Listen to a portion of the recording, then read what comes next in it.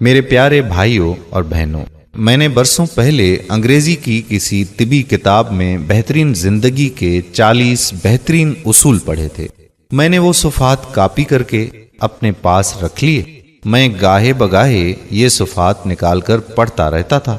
میں ان اصولوں پر عمل کی کوشش بھی کرتا تھا۔ میں نے 10 سال قبل تفاسیر اور احادیث کا مطالبہ شروع کیا تو پتہ چلا کہ یہ 40 اصول دنیا کے کسی طبی ادارے یا یورپ اور امریکہ کے کسی سیلف ہیلپ انسٹیٹیوٹ نے ڈیولپ نہیں کیے، بلکہ یہ تمام اصول ہمارے پیارے رسول صلی اللہ علیہ وآلہ وسلم کی حیات طیبہ کا نچوڑ ہیں۔ یہ سیرت النبی صلی اللہ علیہ وآلہ وسلم سے اخذ کیے گئے ہیں۔ ہمارے رسول صلی اللہ علیہ وآلہ وسلم نے پوری زندگی اپنے صحابہ رضوان اللہ علیہم کو ان اصولوں کی ٹریننگ دی۔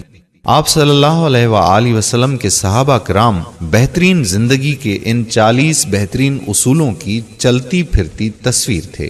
میں نے اس دن سے ان اصولوں پر عبادت کی طرح عمل شروع کر دیا۔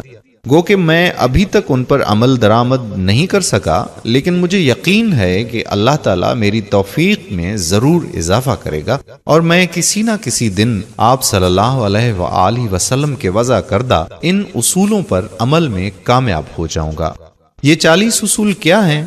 آپ وہ اصول اور ان اصولوں کی جدید سائنسی ترجیحات ملاحظہ کیجیے۔ مجھ سے اگر تشریح میں کوئی غلطی ہو جائے تو مجھے معاف کر دیجیے گا اور میرے لیے دعا بھی فرمائیے گا۔ جزاک اللہ۔ آپ صلی اللہ علیہ وآلہ وسلم نے فرمایا کہ فجر اور اشراق، عصر اور مغرب اور عشاء کے دوران سونے سے باز رہا کرو۔ اس فرمان میں بے شمار طبی حکمتیں پوشیدہ ہیں۔ مثلا آج میڈیکل سائنس نے ڈسکور کیا ہے کہ کرۂ ارض پر فجر اور اشراق کے دوران آکسیجن کی مقدار سب سے زیادہ ہوتی ہے۔ ہم اگر اس وقت سو جائیں تو ہم اس آکسیجن سے محروم ہو جاتے ہیں اور یوں ہماری طبیعت میں بوجھل پن آ جاتا ہے۔ ہم آہستہ آہستہ چڑچڑے اور بیزار ہو جاتے ہیں۔ عصر سے مغرب اور مغرب سے عشاء کے درمیان آکسیجن کم سے کم تر ہوتی چلی جاتی ہے۔ ہم اگر اس وقت بھی سو جائیں تو ہمارا جسم آکسیجن کی کمی کا شکار ہو جاتا ہے اور ہم 10 مہلک بیماریوں میں مبتلا ہو جاتے ہیں۔ دمے کی بیماری بھی ان بیماریوں میں سے ایک ہے۔ چنانچہ آپ یہ اوقات جاگ کر گزاریں، آپ پوری زندگی صحت مند رہیں گے۔ میرا تجربہ ہے کہ ہم اگر ان 3 اوقات میں واک کریں تو ہماری طبیعت میں بشاشیت آ جاتی ہے۔ آپ صلی اللہ علیہ وآلہ وسلم نے فرمایا کہ بدبودار اور گندے لوگوں کے ساتھ نہ بیٹھا کرو۔ یہ حکم بھی حکمت سے لبالب ہے۔ بدبو انسان کو ڈپریس کرتی ہے، جبکہ خوشبو ہماری توانائی میں اضافے کا باعث بنتی ہے۔ انسان اگر روزانہ 10 منٹ بدبودار اور گندے لوگوں میں بیٹھنا شروع کر دے تو یہ 20 دنوں میں ڈپریشن کا شکار ہو جائے گا۔ ہمارے رسول صلی اللہ علیہ وآلہ وسلم نے ہمیں شاید اسی لیے بدبودار لوگوں سے پرہیز کا حکم دیا۔ آپ بھی یہ کر کے دیکھیں، آپ کا مزاج بدل جائے گا۔ آپ صلی اللہ علیہ وآلہ وسلم نے فرمایا کہ ان لوگوں کے درمیان نہ سوئیں جو سونے سے قبل بری باتیں کرتے ہیں۔ یہ فرمان بھی حکمت کے عین مطابق ہے۔ آج کی سائنس نے یہ ڈسکور کیا ہے کہ نیند سے قبل ہماری آخری گفتگو ہمارے خوابوں کا موضوع ہوتی ہے اور یہ خواب ہمارے اگلے دن کا موڈ طے کرتے ہیں۔ ہم اگر برا سن کر سوئیں گے تو ہم برے خواب دیکھیں گے اور ہمارے برے خواب ہمارے آنے والے دن کا موڈ بن جائیں گے۔ ہم خوابوں کے طے کردہ موڈ کے مطابق دن گزارتے ہیں۔ چنانچہ نیند سے قبل ہماری آخری محفل اچھی ہونی چاہیے، ہمارا اگلا دن اچھا گزرے گا۔ فرمایا گیا کہ تم بائیں ہاتھ سے نہ کھاؤ۔ یہ فرمان بھی عین سائنسی ہی ہے۔ ذرا سنیے، ہمارے دماغ کے 2 حصے ہیں، دایاں اور بایاں۔ دایاں حصہ مثبت اور بایاں منفی ہوتا ہے۔ ہم جب اپنے جسم کو دائیں ہاتھ سے فیڈ کرتے ہیں تو ہماری مثبت سوچ مضبوط ہوتی ہے، اور جب ہم اپنے بدن کو بائیں ہاتھ سے کھلاتے ہیں تو ہماری منفی سوچ طاقتور ہوتی چلی جاتی ہے۔ آپ مشاہدہ کر لیں، آپ کو بائیں ہاتھ سے کھانے والے اکثر لوگ منفی ملیں گے۔ یہ آپ کو ہمیشہ شکوہ شکایت، غیبت اور دوسروں کو نقصان پہنچاتے نظر آئیں گے۔ فرمایا گیا کہ منہ سے کھانا نکال کر نہ کھاؤ۔ یہ فرمان بھی سائنس سے درست ثابت ہوتا ہے۔ ہمارے منہ میں 10 کروڑ سے 1 ارب تک بیکٹیریا ہوتے ہیں۔ یہ بیکٹیریا مہلک جراثیم بن جاتے ہیں۔ یہ جراثیم ہمارے کھانے میں مل جاتے ہیں۔ یہ کھانا معدے میں جاتا ہے تو معدے کے غدود ان جراثیم کو مار دیتے ہیں اور یوں یہ ختم ہو جاتے ہیں۔ لیکن جب ہم جراثیم ملے کھانے کو منہ سے نکال لیتے ہیں تو ان جراثیم کو آکسیجن مل جاتی ہے۔ یہ آکسیجن سیکنڈ کے 1000ویں حصے میں ان جراثیم کی تعداد کھربوں تک بنا دیتی ہے۔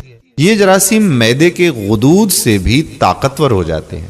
ہم جب منہ سے نکلے لقمے کو دوبارہ منہ میں رکھتے ہیں تو یہ لقمہ معدے میں پہنچ کر زہر بن جاتا ہے اور یہ زہر ہمارے پورے نظام ہضم کو تباہ کر دیتا ہے۔ آپ کو زندگی میں کبھی کوئی ایسا شخص صحت مند نہیں ملے گا جسے منہ میں لقمہ نکال کر کھانے کی عادت ہو، جبکہ آپ کو ہونٹ بھینچ کر اور آواز پیدا کیے بغیر کھانے والے لوگ ہمیشہ صحت مند ملیں گے۔ ہمارے پیارے نبی صلی اللہ علیہ وآلہ وسلم نے فرمایا کہ ہاتھ کے کڑاکے نہ نکالا کرو۔ سائنس کا کہنا ہے کہ ہم میں سے جو لوگ انگلیوں کے کڑاکے نکالتے رہتے ہیں ان کے جوڑ کھلنا شروع ہو جاتے ہیں اور یہ جلد آرتھریٹس کا شکار ہو جاتے ہیں۔ یہ جوڑوں کے درد کی شکایت بھی کرتے ہیں۔ فرمایا کہ جوتا پہننے سے قبل اسے جھاڑ لیا کرو۔ ہماری عام زندگی کے عام واقعات میں کیڑے مکوڑے، بچھو، چپکلیاں اور چھوٹے سانپ ہمارے جوتوں میں پناہ لیتے ہیں۔ ہمارے بچے بھی جوتوں میں کیل کانٹے وغیرہ پھینک دیتے ہیں۔ چنانچہ ہم جب جوتا پہنتے ہیں تو ہمارے پاؤں زخمی ہو جاتے ہیں یا پھر ہمیں کیڑے مکوڑے کاٹ لیتے ہیں۔ لہذا جوتا پہننے سے قبل اسے جھاڑ لینا ہمیشہ فائدہ مند رہتا ہے۔ فرمایا کہ نماز کے دوران آسمان کی طرف نہ دیکھو۔ یہ فرمان بھی درست ہے۔ آسمان میں ایک وسعت ہے۔ یہ وسعت ہمیشہ ہماری توجہ کھینچ لیتی ہے۔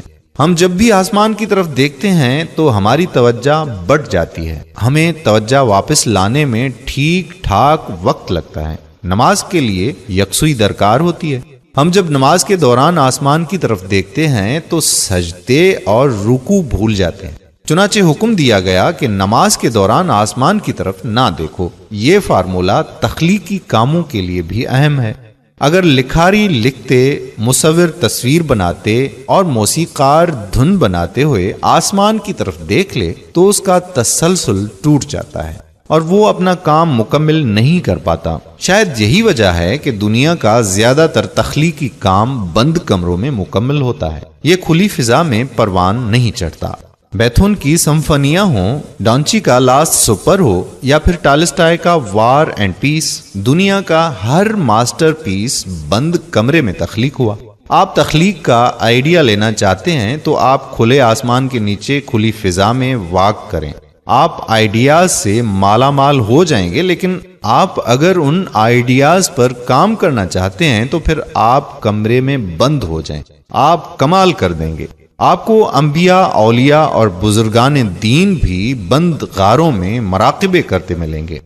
آپ صلی اللہ علیہ وآلہ وسلم نے رفع حاجت کی جگہ یعنی ٹوائلٹ میں مت تھوکو، یہ حکم اپنے اندر 2 حکمتیں رکھتا ہے۔ ٹوائلٹ میں تھوکنے سے بعد میں آنے والوں کو بھی تکلیف ہوتی ہے، اور دوسرا ٹوائلٹ میں لاکھوں قسم کے جراثیم بھی ہوتے ہیں۔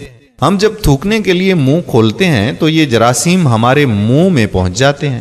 یہ ہمارے لعاب دہن میں پرورش پاتے ہیں، یہ معدے اور پھیپھڑوں میں پہنچتے ہیں اور پھر یہ ہمیں بیمار کر دیتے ہیں۔ آپ کو یہ جان کر حیرانی ہوگی کہ ہماری ناک جراثیم کو پھیپھڑوں تک نہیں جانے دیتی۔ ہماری ناک سے صرف کیمیکلز جسم میں داخل ہوتے ہیں۔ جراثیم زیادہ تر منہ سے بدن میں اترتے ہیں اور ان کا بڑا سورس ٹوائلٹ ہوتے ہیں۔ چنانچہ آپ ٹوائلٹ میں لمبی لمبی سانس لینے، تھوکنے، گانا گانے، آوازیں دینے اور موبائل فون پر بات کرنے سے پرہیز کریں۔ آپ کی صحت اچھی رہے گی۔ آپ صلی اللہ علیہ وآلہ وسلم نے منع فرمایا کہ لکڑی کے کوئلے سے دانت صاف نہ کرو۔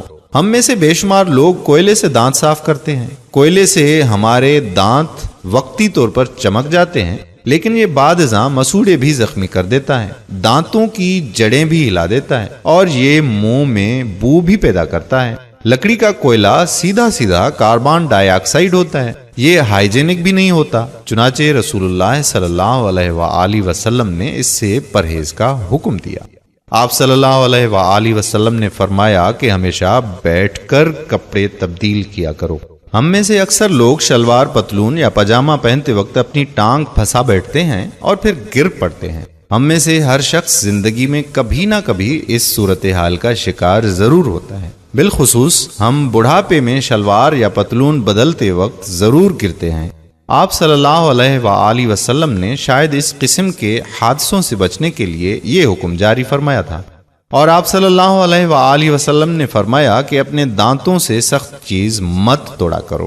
ہم لوگ اکثر بادام، اخروٹ یا نیم پکا گوشت توڑنے کی کوشش میں اپنے دانت توڑوا بیٹھتے ہیں۔ دانت ایکٹیو زندگی کا قیمتی ترین اثاثہ ہوتے ہیں۔ آپ صلی اللہ علیہ وآلہ وسلم نے شاید اس لیے دانتوں کو سخت چیزوں سے بچانے کا حکم دیا۔ میرے پیارے بھائیوں اور بہنوں، نوٹ فرما لیں کہ یہ کامیاب صحت مند زندگی کے 12 اصول تھے، 28 اصول ابھی باقی ہیں، اور وہ آپ کے ساتھ اگلی کسی ویڈیو میں ہم ضرور شیئر کریں گے۔ امید کرتا ہوں کہ ہماری آج کی یہ ویڈیو آپ کو ضرور پسند آئی ہوگی اور اس کو صدقہ جاریہ کے طور پر اپنے دوستوں احباب کے ساتھ ضرور شیئر کریں گے۔ اگر آپ نے ابھی تک ہمارا پیج پیارا اسلام لائک نہیں کیا تو ابھی سے لائک کر کے فالو کر دیجئے، اور ساتھ ساتھ ہمارے یوٹیوب چینل پیارا اسلام کو بھی سبسکرائب کر دیجئے تاکہ ہم ایسی مزید معلوماتی اور دلچسپ ویڈیوز آپ تک پہنچاتے رہیں۔ جزاک اللہ خیرہ۔ السلام علیکم ورحمۃ اللہ وبرکاتہ۔